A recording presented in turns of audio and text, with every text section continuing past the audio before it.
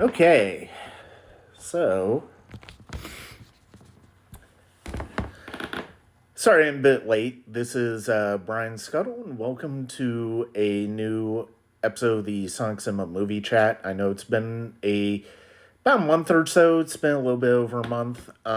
It's been a hectic one when it comes to work and the holidays, which I'm sure everybody can understand. And that being said, though, especially with my wife Meredith out of town for the holidays, I did want to come on the chat and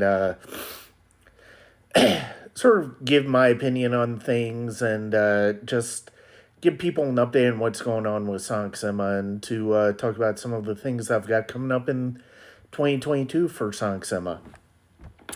In case you can't hear, I'm a bit congested right now. I do not believe it's COVID. I had an at-home test they did this morning, and it was negative. So, plus I am fully vaccinated as well as boosted. So, I think is just congestion because I've been taking some decongestion, and it's been helping me out. And I definitely sound better now than I did at the beginning of the day. I just hope it doesn't completely wear me out when it comes to work. Work's a bit stressful because we just got Spider Man. We don't have a whole lot of staff. We were relatively busy. We were certainly the busiest I've seen the theater since we reopened. And it's good. It's very good, but at the same time, with the limited staff that we have, it's also a bit anxiety inducing. But we've managed fairly well with it, and there's been a lot of chatter about the way movie theaters do business in terms of canceling certain other movies for Spider-Man. And there's a lot of people who don't really know what they're talking about because they haven't been in the industry.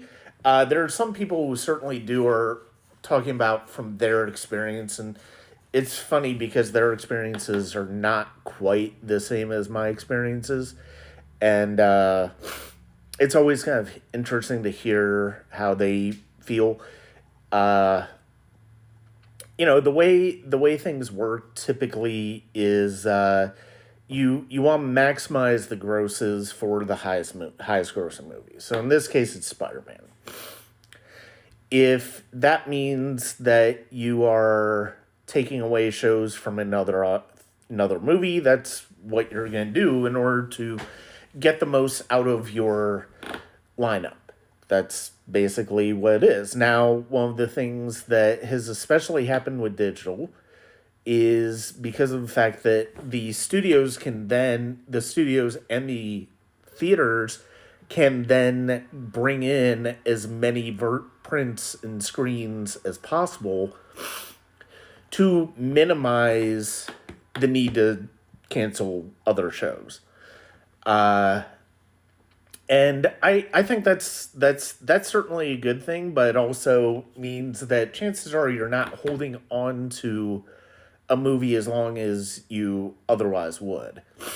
And I think that is I think that's one of those things that is a bit confusing for people, but it's also one of those things where it's kind of natural to be upset, especially if you've got a movie like Guillermo del Toro's Nightmare Alley, which debuted the same week as Spider Man.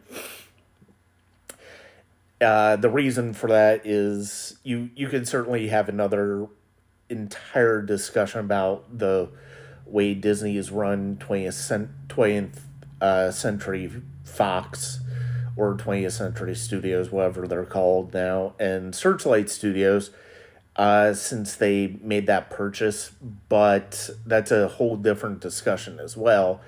Uh, it is interesting. Disney is given priority as far as what not to cancel,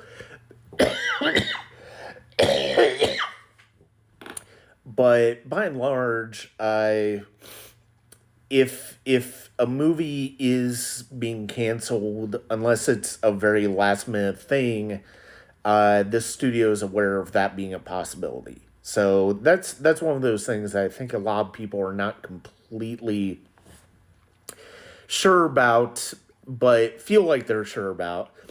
I mean, certainly for different chains, for independent theaters, there are different things that go into that decision.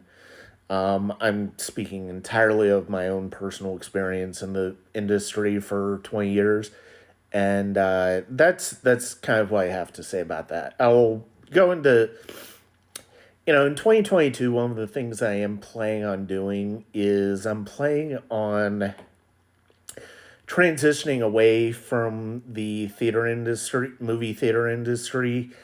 If that goes through, it'll be a nice 20 years. It'll be a decent run, but it'll be something that I don't. There are going to be things about it that I won't miss.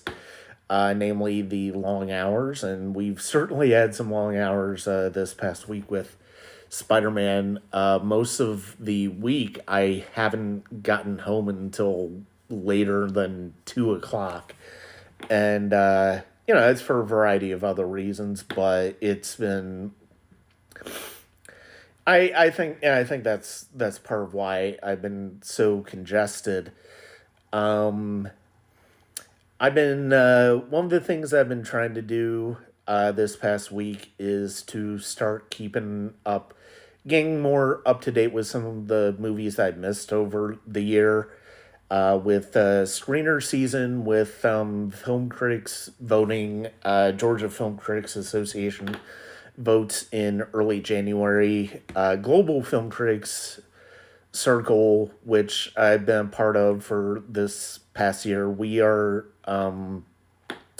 doing our first voting this weekend. It's not going to be completely complete for me, but at the same time, I've seen enough of the big ones that I have a pretty good idea what I'm going to vote for. I'll worry about that a little bit more, especially with Georgia Film Critics Association in January. Finally got started on my retrospective blog for 2021, and it's gonna be it's gonna be an interesting list this year. I still feel like there are a few movies I need to see to really feel like my favorites is as solidified as it can be.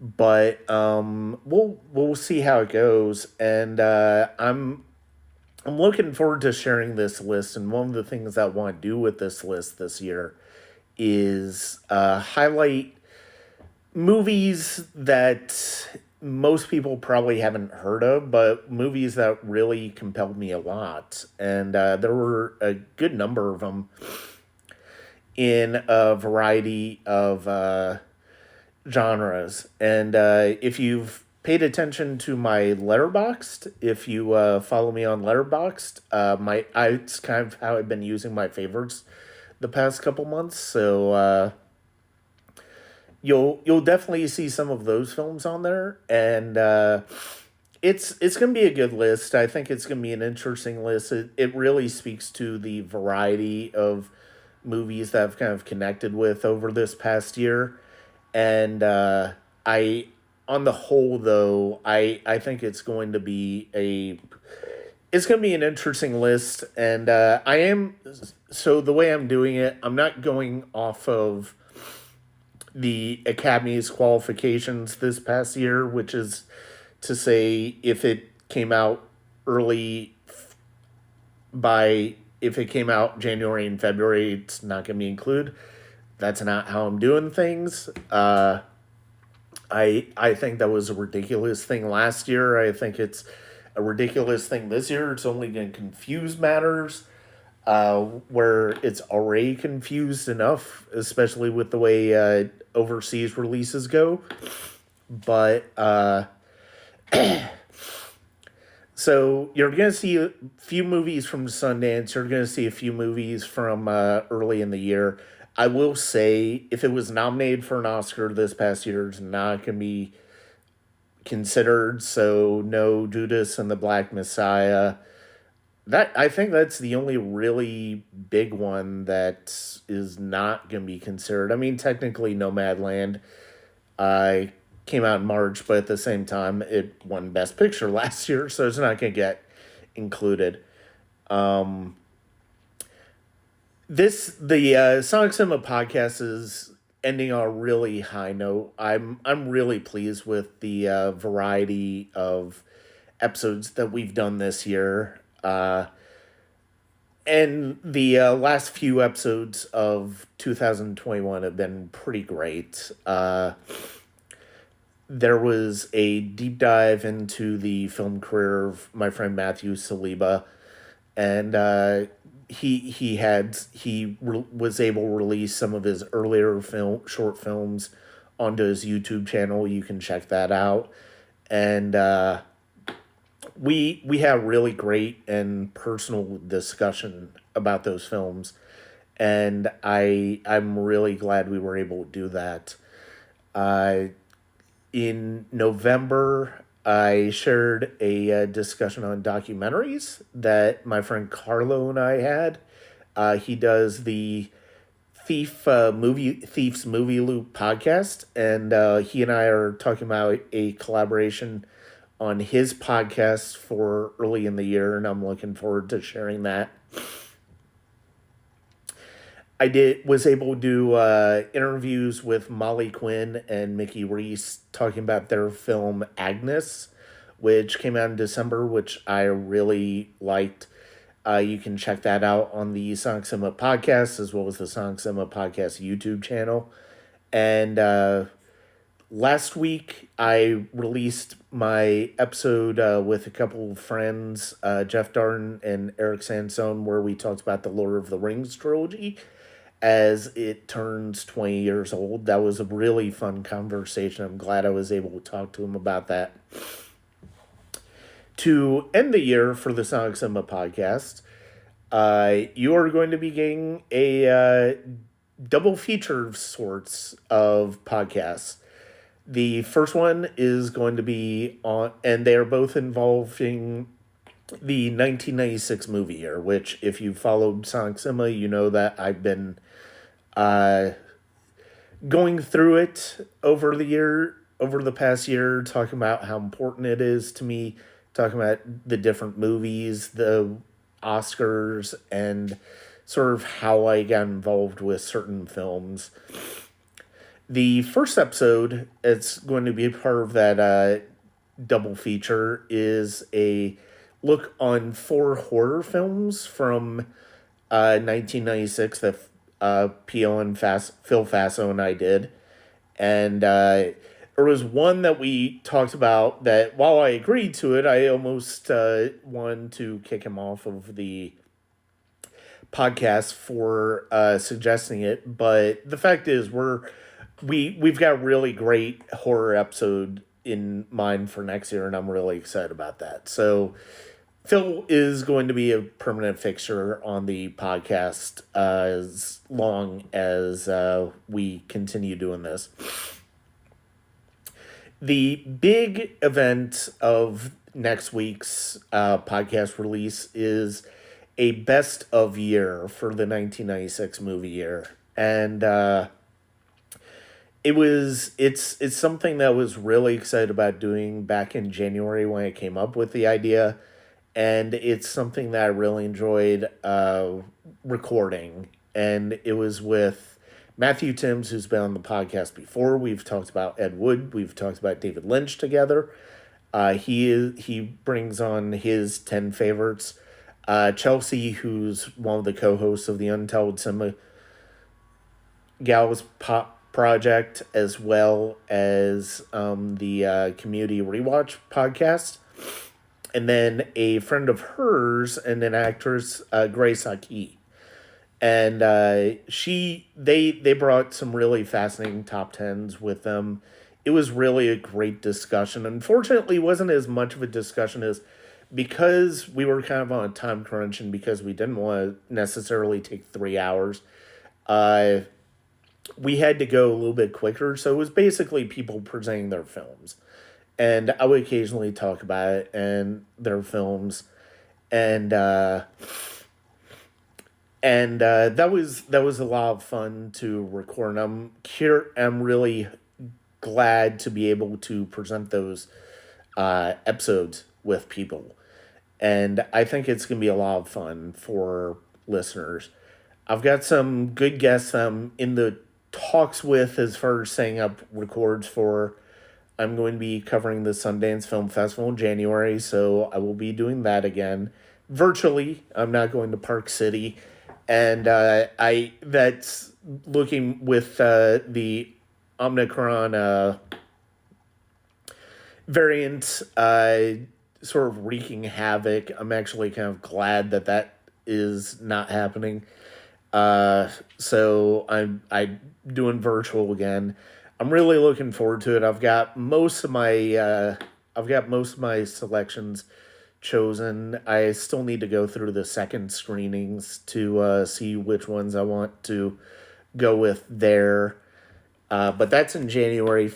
In March, I'm going to have the Renegade Film Festival, aka the Women in Horror Film Festival, which was the last fully in person one that I did in 2020 before the world shut down.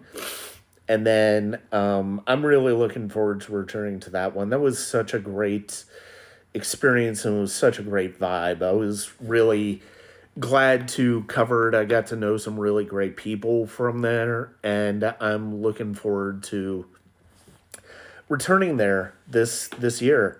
And then I definitely want to do the Atlanta Film Festival as well. That's kind of a favor of mine, and we'll see how that goes. I think those are kind of gonna be my three go to ones throughout the year. I mean, obviously, if I had more time, I'd love to do something like Toronto or do Fantasia Faster again or something like that. But I'm kind of glad that those three are kind of my go to ones. As far as